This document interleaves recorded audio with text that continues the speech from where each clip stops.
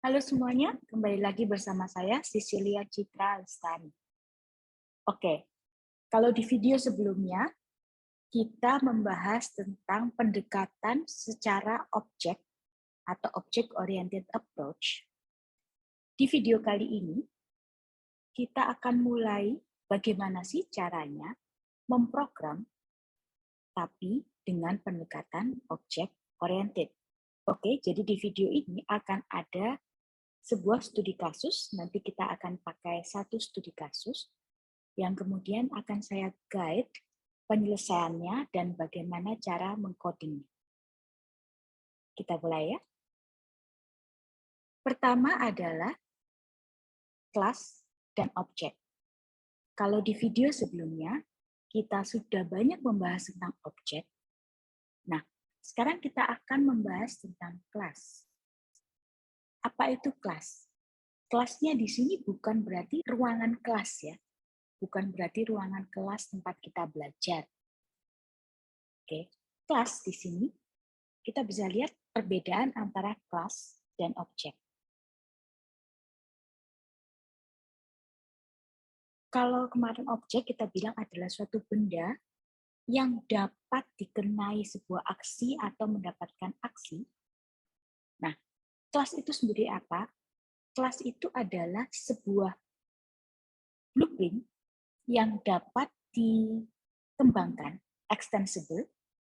Jadi sebuah blueprint atau cetak biru yang dapat dikembangkan, yang fungsinya nanti untuk membuat objek. Sementara objek sendiri berarti kalau ada kaitannya dengan kelas, objek itu sendiri adalah hasil atau bentukan dari sebuah kelas. Kita ambil contoh, kelas itu bisa adalah blueprint dari denah rumah, atau mungkin rancangan dari sebuah mobil. Sementara dari hasil rancangan itu tadi, kita bisa membangun rumah yang sesuai dengan blueprint tadi. Demikian juga dengan rancangan dari mobil, kita bisa menghasilkan mobil-mobil yang sesuai dengan rancangannya. Jadi kelasnya itu adalah resep cupcake. Nah, objeknya itu apa? Objeknya itu adalah hasilnya, yaitu kue-kue cupcake itu tadi sendiri. Gitu ya. Itu adalah perbedaan antara kelas dengan objek. Jadi saya ulangi, kelas itu sendiri adalah tempat kita merancang bagaimana objek kita mau dibentuk. Dan kita cukup perlu merancang hanya sekali saja. Dari hasil rancangan itu akan kemudian dibentuk objek-objek yang akan sesuai dengan kelasnya. Di dalam pemrograman sendiri, kelas itu biasanya memiliki dua hal, attributes dan methods.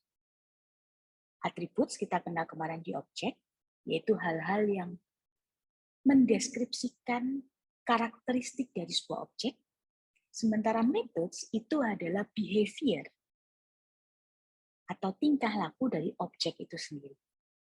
Tidak seperti di dunia nyata, sebuah objek itu bisa berasal dari kelas yang berbeda. Artinya begini, katakanlah ada sebuah objek mobil, itu bisa jadi objek itu adalah dari kelas mobil A. Tapi ada juga objek yang lain, objek mobil yang lain, tapi dari kelas mobil B. Jadi kelasnya berbeda. Jadi namanya bisa sama-sama kelas mobil, tapi perbedaan atributnya bisa berbeda dan metodenya juga bisa berbeda. Kita ambil contoh yang berikut ini. Oke, kita ambil contoh adalah anjing. Sebuah objek anjing di dalam aplikasi pet shop itu kemungkinan akan memiliki kelas seperti di atas ini.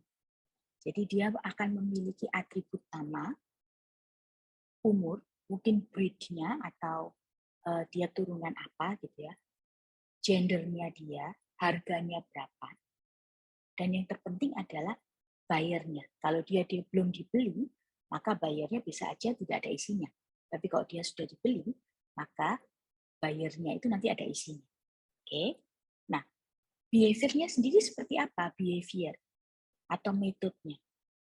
Anjing pasti kita tahu ya, anjing bisa berlari, bisa makan, bisa menggonggong, dan lain sebagainya. Apakah hal-hal itu perlu ada di dalam kelas anjing untuk aplikasi pet shop? Kita rasa apakah anjingnya mau mainan, mau lari, mau makan, nggak akan penting di dalam pet shop apps. Yang terpenting adalah behavior bahwa anjing itu sedang dibeli. Jadi, metodenya itu hanya sell to atau dijual ke siapa. Akan berbeda jika kita mau membuat apps atau game Tamagotchi. Nah, kalau gamenya Tamagotchi, atributnya itu berbeda. Atributnya satu mungkin sama-sama punya nama. Mungkin umurnya juga masih perlu dicatat, gitu ya. Tergantung apakah anjingnya bisa dijual atau enggak. Kalau anjingnya nggak bisa dijual, mungkin tidak perlu ada price. Tapi kalau anjingnya itu dalam permainan itu bisa dijual, mungkin ada atribut price-nya juga. Tapi yang terpenting juga ada atribut atau status-status yang perlu dicatat nih dari objek anjing di game Tamagotchi, yaitu happiness-nya, kegembiraannya bagaimana, kesehatannya bagaimana, lalu kekenyangannya bagaimana, misalnya ya. Lalu apalagi ya, kebersihannya dan lain sebagainya. Behavior dari anjing itu di game Tamagotchi pastinya berbeda. Kita tahu kalau game Tamagotchi anjingnya bisa mainan, bisa makan, bisa macam-macam. Nah, behavior dari anjingnya itu sendiri berarti perlu ada di dalam kelas itu tadi. Jadi si anjing, si kelas anjing ini tadi, si kelas dog ini tadi, dia akan perlu punya metode play, eat, sleep, mandi, bath, dan lain sebagainya sesuai dengan menu-menu dari gamenya Tamagotchi. Sementara kalau Anda bisa lihat di pet shop apps, metode-metode tadi tidak perlu ada di apps pet shop. Hal itu tidak penting. Bukanlah sesuatu yang penting, jadi tidak perlu ada di dalam kelasnya. Seperti itu teman-teman. Jadi sebuah nama objek yang sama itu bisa memiliki kelas yang berbeda. Dan itu sangat diperbolehkan di dalam object-oriented programming. Selama package-nya berbeda dan project-nya berbeda. Minimum package-nya lah berbeda.